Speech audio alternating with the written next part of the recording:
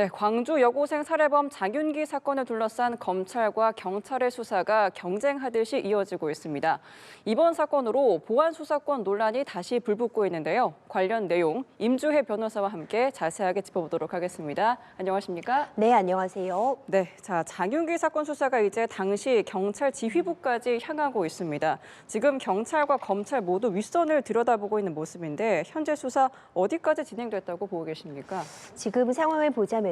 경찰 내부적으로 문제가 있었던 부분이 한꺼번에 골마 터진 듯한 느낌 받고 있습니다. 네. 워낙 중대한 사안이었습니다. 여고생이요. 일면식도 없었던 가해자에 의해 잔혹하게 살해를 당했습니다. 그 이후에 일련의 과정에 있어서 우발적인 살인이었다라는 피고인의 주장을 사실상 뒷받침해주는 수사 방식이 아니었나 짙은 아쉬움이 났고요. 이 과정에 있어서 이 가해자의 아버지가 현직 경찰이었기 때문에 이 가해자를 수사하고 있었던, 조사하고 있었던 경찰 측에서도 일종의 편을 봐준 것이 아니냐라는 의혹 제기되고 있습니다. 네. 현재 가장 먼저 이 형사적인 어떤 이 제재가 들어갔던 건 수사팀장이었습니다. 수사팀장이 이 케이블 타이, SUV에서 발견된 케이블 타이를 은폐하려고 했다라는 그런 의혹 때문에 구속영장이 청구되어서 발부된 바가 있고요. 그 윗선으로 해서 경찰서장까지도 과연 이 범행 직후에 아버지의 신분, 사회적인 직업이 경찰이라는 것을 두고 경찰 내부적으로 어떤 이야기가 오고 갔는지 만에 하나 정말 공명정대하게 수사해야 할 그 의무를 저버리고 조금은 일종의 봐주기식 수사가 이루어진 것 아닌지 결국 의혹이 꼬리에 꼬리를 물면서 수사를 담당했던 인원들에 대해서 일단 대기 발령이 내어졌고요. 네. 지금 수사를 받고 있는 상황, 피의자로 전환된 상황 등 이 경찰 내부적으로 이 수사를 담당했던 이 일선 경찰들은 정말 모두가 현재 문제가 되고 있는 상황이다라고 정리해 볼 수 있습니다. 네, 그러니까 유착 의혹으로 입건된 경찰관만 지금 4명으로 늘었습니다. 수사가 좀 어디까지 확대가 되겠습니까? 현재로서는 예측도 어려운 상황입니다. 네. 설마 이런 일이라고 생각을 하셨을 것 같아요. 그런데 현실로 다가오고 있습니다. 설마 케이블 타이를 일부러 놓쳤을까 했는데 실제로 좀 은폐했던 정황들이 확인이 되고 있어서 결국 수사팀장 구속 일단 되었습니다. 네. 이제 그런 부분만 보더라도요. 사전에 어느 선까지 이 사건에 대해서 인지하고 관여하였는지 여부가 쟁점이 될 것 같은데요. 물론 증거인멸과 관련해서 이들을 공범으로 볼 수 있을지는 공범이 되겠다라는 의지, 내심의 의사를 입증해야 되는 어려움이 있습니다. 그렇기 때문에 단순히 이 사안을 인지하고 있었다라는 것만으로 곧바로 형사처벌이 되는 것은 아니겠지만 경찰 내부적인 징계는 피하기 어려워 보이고요. 만약 사건 직후에 있었던 회의라던가 아니면 그 이후의 과정에서 충분히 강간 살인으로 의율할 수 있는 상황임을 인지하고도 고의적으로 이 증거 자료들을 누락하거나 은폐하려고 했다거나 아니면 피해자 입장에서 서야 할 경찰이 오히려 가해자 쪽의 편의를 봐준 정황들이 확인된다면 이건 공범으로 사실 어느 선까지 처벌될지가 현재로서는 좀 예측도 어렵다. 다만 현재 시점으로는 지금 직속 상관 타고 올라가서 이 그 담당했던 경찰서장과 그리고 수사팀장, 팀원 지금 다 피해자로 전환된 상황이거든요. 네. 아직까지 혐의가 확정되었거나 확인되었다라고 단언할 수 없는 상황이지만 이 부분에 대해서 명확히 수사는 진행될 수밖에 없는 사안입니다. 네, 그러니까 말씀 주신 것처럼 핵심 증거였던 케이블 타이도 빠지고 또 수사 보고서도 뒤늦게 넘어갔다라는 의혹이 제기됐는데요. 그러니까 이게 만약 이제 조직적인 은폐 사실이 드러난다면 법적으로 좀 어디까지 책임을 물을 수 있을 겁니까? 정말 어려운 부분입니다. 이제 법적으로 문제가 되는 건요. 일단 장윤기의 아버지 같은 경우에는 우리가 계속해서 이야기가 나왔던 친족 특례, 그러니까 범인의 도피를 돕는다거나 제3자의 범행에 대해서 증거를 인멸하는 경우에는 증거인멸, 범인 도피의 책임을 질 수밖에 없지만 네. 가족은요, 친족이라고 한다면 이 범인에 대해서 내가 가족이기 때문에 증거를 고스란히 갖고 있다가 수사기관에 넘겨줄 기대 가능성이 없다라고 해서 처벌 규정을 두고 있지 않은 친족 특례 규정이 형법에 들어와 있습니다. 하지만 만약 아버지가 다른 사람을 통해서 증거를 인멸할 것을 지시했다거나 법적으로 표현하자면 적극적으로 교사, 증거를 인멸해달라라고 부탁을 했다면 증거인멸의 교사로서도 처벌이 될 가능성이 열려 있고요. 지금 수사 팀원들 자체가 문제가 되고 있습니다.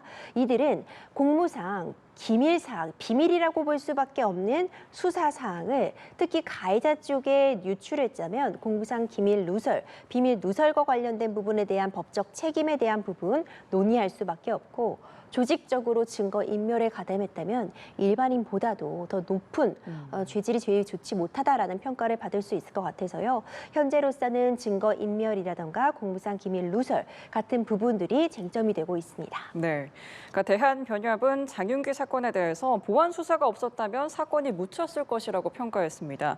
그러니까 부산 돌려차기 사건이라는 사례도 있고요. 이번 사건이 보완 수사권 폐지에 좀 어떤 영향을 끼칠지 어떻게 전망하세요? 이제 부산 돌려차기 사건에 대한 이야기를 좀 간략히 해보자면요. 네. 당시에는 처음에 수사 과정 그리고 재판 과정에선 중상해가 문제가 됐습니다. 중상해도 굉장히 중한 범죄입니다. 상해에 나아가서 굉장히 심하게 영구적으로 손상을 입혔을 때 중상해의 책임을 묻는데요. 초기 수사 과정에서 놓친 부분이 있었습니다. 피해자가 입고 있던 옷 안쪽에서 이 가해자의 DNA가 검출이 됐는데 네. 이 부분에 대한 수사가 이루어지지 못했던 겁니다. 그래서 이후에 공소장 변경을 통해서요. 강간살인 미수로 죄목이 바뀌었습니다. 중상해와 강간살인 미수는요, 형량의 차이가 어마어마합니다. 그리고 이 죄질 부분을 놓고 보더라도 양형에 있어서 차이가 커서요, 중상해보다 강간살인 미수로서 결국 처벌이 되었을 때 형량이 2배 정도 늘어났습니다.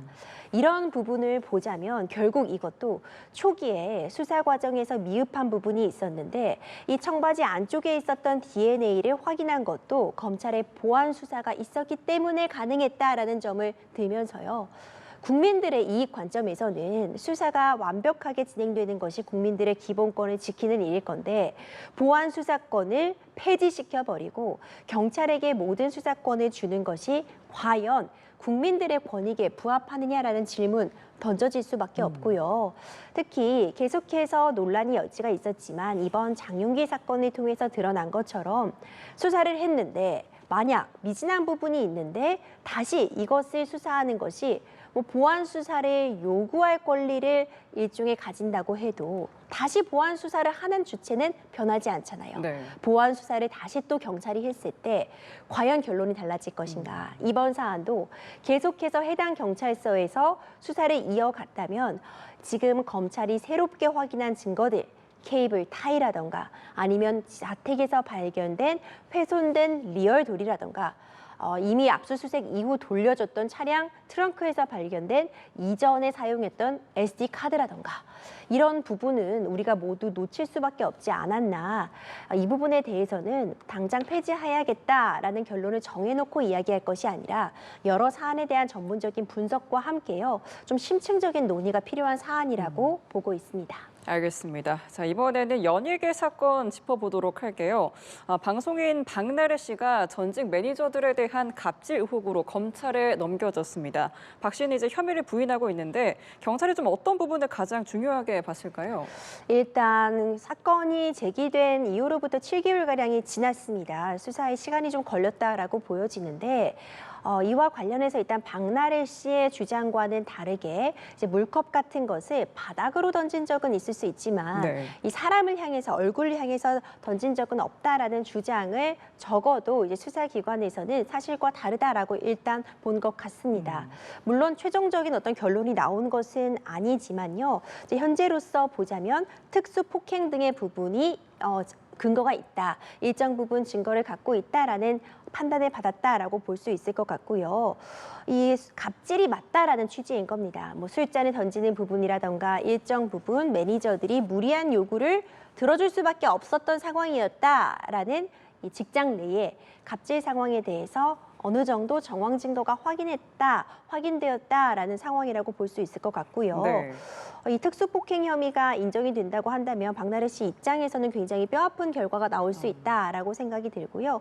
일단 여러 가지 정황이 있겠지만 매니저들의 진술 여러 명이었기 때문에 이 다수의 진술이 좀 일치되는 측면이 굉장히 중요하지 않았을까라고 개인적으로 생각을 하고요. 그 외에도 수사기관에서는 전후의 어떤 문자 메시지라던가 SNS 대화 내역 등을 들여다봤을 거기 때문에 그 전후 사성, 이 특수폭행이라고 주장되고 있는 사안의 그 전후에 있었던 대화 내용 등을 보자면 적어도 이 부분에 조금 부합하는 정황 증거들이 또 확인되지 않았나라는 추측도 가능하게 합니다. 네, 그러니까 특수폭행 혐의 사건과 별개로 또 박나래 씨가 이른바 주사 이모를 통해 불법 의료 행위를 받았다는 의혹에 대해서도 경찰 수사가 이어지고 있습니다. 이 부분은 좀 어떤 부분이 가장 핵심 쟁점입니까?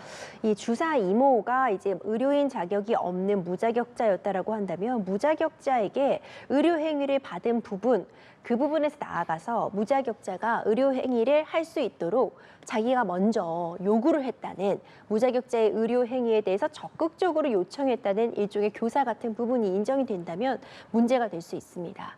그리고 뭐 불법 대리 처방이라던가 이런 부분까지 한꺼번에 문제가 되고 있는데 이 부분은 아직 송치되지 않았습니다. 네. 그러니까 이 특수폭행 그리고 매니저에 대한 갑질 논란과는 별개로 이 의료법과 관련된 부분은 또 다른 덩어리로서 우리가 볼 수 있을 것 같고요.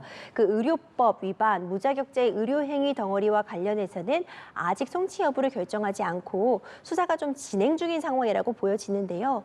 이 부분도 굉장히 사회적인 파급력이 큰 부분이니만큼 머지않아 이제 수사 결과를 좀 발표하지 않을까 생각이 됩니다. 네, 그렇다면 이제 혐의가 인정될 경우에 처벌 수위가 좀 어느 정도인지, 뭐 시술자뿐만 아니라 또 시술을 받은 사람도 좀 처벌 대상에 포함이 되는 건가요?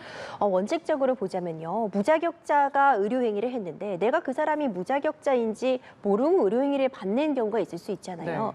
이럴 때 의료행위를 무자격자로부터 받은 사람까지 처벌하는 건 맞지 않겠죠.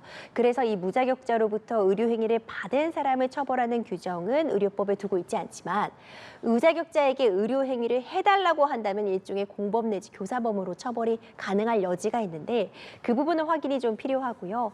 대리 처방, 불법 처방과 관련된 부분도 쟁점이 될 수 있어서 그 부분도 과연 유죄로 인정될지 좀 더 지켜봐야 됩니다.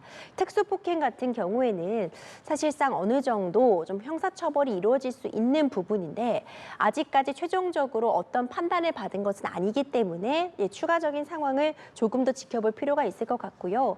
뭐 여전히 아직 합의가 가능성 같은 부분은 이 정도까지 왔으면 거의 결렬된 상황이다라고 보여지지만 뭐 이후에 뭐 합의 여부라던가 여러 가지 상황들이 종합적으로 과만이 되어서 최종적인 형량은 좀 예측해 볼 수 있을 것 같습니다. 알겠습니다. 자, 다음으로는 좀 안타까운 아동 학대 사건인데요. 생후 7개월 된 아들을 장기간 방치해 숨지게 한 혐의로 20대 부부가 구속됐습니다. 이들 부부는 뚜렷한 직업 없이 지내면서 지속적으로 PC방에 출입한 것으로 조사가 됐는데 먼저 어떤 사건인지 좀 짚어주시죠. 정말 참담한 사안입니다. 7개월 된 본인의 아이를요, 집안에 방치하고 이 철없는 부부는 PC방 등을 전전했다고 합니다.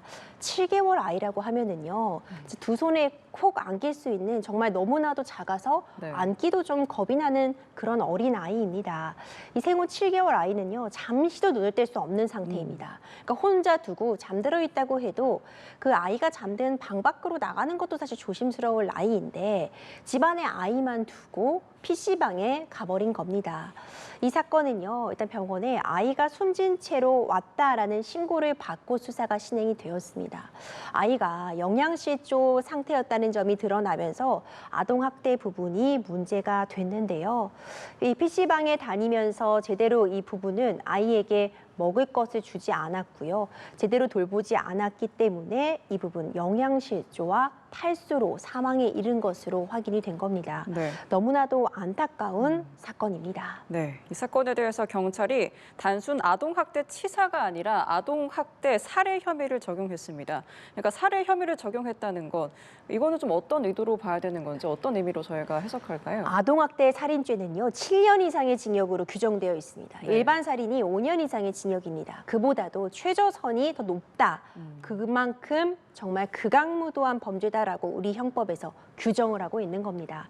이 아동학대 살인의 의미는요, 이렇게 작은 부모의 보호, 어른의 보호가 꼭 필요한 아이에 대해서 학대를 했다면 학대에서 나아가서 이렇게 학대를 하다가는 아이가 죽을 수도 있겠다라는 걸 인지하고 있었다. 그렇기 때문에 보통 사건 같은 경우에는 아이를 내가 잘 돌보지 못한 것은 맞지만 아이를 죽이려는 의도가 없었다라고 하면서 아동학대 치사, 그러니까 네. 과실로 죽음에 이르렀다라는 부분을 꼭 주장하게 되는데요.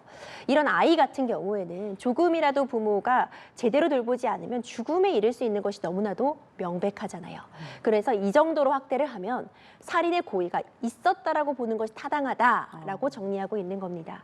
이번 사안 같은 경우도요. 앞서 살펴봤던 것처럼 7개월 된 어린아이를 집에 두고 밥도 주지 않고 제대로 돌보지 않고 외출을 했다. 이건 살인의 고의가 있었다라는 점을 강조하면서 아동학대 살인죄가 지금 적용이 되고 있는 사안입니다. 그러니까 부부가 살해 고의성을 부인하는 상황이잖아요. 그렇다면 혐의 입증의 가장 큰 쟁점은 뭐가 되겠습니까? 이 정도의 학대가 있었다면 아이가 목숨을 잃을 수도 있다는 걸 알 수밖에 당연하게요. 없었다라는 부분이 쟁점이 될 수밖에 없는데 이 7개월 아이가 영양실조와 탈수가 있었다는 것 자체가 그만으로도 어떤 아동 학대의 고의성과 이 살인의 고의성이 좀 확인이 되는 것이 아닌가. 네. 너무나도 참담한 심정입니다. 알겠습니다. 자, 마지막은 놀이공원 안전사고입니다. 경주월드 대형 관람차에서 빈 객차가 추락해 승객이 타고 있던 객차와 충돌하는 사고가 났습니다. 다행히 큰 인명피해는 없었지만 자칫 대형 사고로 이어질 뻔한 사고였는데요. 이전에도 좀 비슷한 사고가 있었다고요? 특히 경주월드에서요, 대형 관람차가 추락을 해서 다행히도 이 추락한 대관람차에는 사람이 없었지만 부딪혔던 다른 대관람차인 탑승객도 있었던 것으로 전해지고 있습니다. 그러니까 이 추락한 차에는 다행히 사람이 타고 있지 않아서 네. 문제가 없었지만 이것은 어찌 보자면 정말 천운이다라고 평가할 수 있는 상황이고요. 그러네요. 만약 탑승한 대관람차였다면 어떤 상황이었을까 너무나도 아찔합니다. 이와 관련해서요, 이번이 또 처음이 아닙니다. 이전에도 2년 전에도 이런 유해 안전사고가 있었고요. 경주월드가 굉장히 많은 관람객들이 찾아오고 특히 젊은이들 사이에서도요, 굉장히 좀 무서운 스릴 넘치는 놀이기구가 많은 것으로 유명세를 떨치고 네. 있습니다. 이제 그럴수록 안전관리가 가장 중요한 것일 텐데 어린이들도 함께 탑승하는 많은 분들이 즐거운 추억을 쌓으러 오는 이런 놀이동산에서 추락사고, 안전사고가 빈번하게 발생하고 있다는 건 정말 있어서는 안 되는 일이고요. 법적으로 점검 필요합니다. 네, 그런데 경찰은 이번 사고에 인명피해가 없어서 수사 대상은 아니라는 입장입니다. 그러니까 사고는 있었는데 처벌은 어렵다는 게 좀 쉽게 이해가 되지 않는 점이 있는 것 같은데요. 그렇죠. 이제 관광진흥업법상 안전관리 의무 부담을 받고 있고요. 그리고 민법으로 보자면 공작물 책임도 부담을 당연히 하게 됩니다. 그런데 이제 관광진흥업법에 보면 이 놀이기구가 안전상의 문제가 있어서 실제로 피해자가 발생을 했거나 아니면 놀이기구의 운행 정지나 사람 구조에 30분 이상이 걸린 경우 이럴 때는 행정적인 조치를 취할 수 있다고 규정이 되어 있지만 이번 사안 같은 경우에는 7분 정도의 상황이 다 종료가 됐고 다친 사람도 없기 때문에 어떤 행정처분이 어려운 건 아니냐라는 이야기가 나오고 있다고 합니다. 이제 경주월드 측에서도 이 해당 시설이 완전히 안전해질 때까지 이용을 정지하겠다고 밝히고 있고 안전 조치를 다시 한번 점검하겠다고 하고 있지만 이번에는 정말 천만다행으로 인명피해가 없었다고 해도요. 언제 또다시 이런 일이 발생할 줄 모른다면 이건 결코 있어서는 안 됩니다. 모든 기구에 대해서 완벽하게 안전이 입증될 때까지 행정적인 그런 절차상으로도요. 더 자주 안전점검을 하고 실제로 문제가 없게끔 충분히 관리자의 주의 의무 기울여야 되지 않나 생각이 됩니다. 알겠습니다. 이 시간 임주혜 변호사와 함께 여러 사건, 사고 소식 짚어봤습니다. 오늘 말씀 고맙습니다.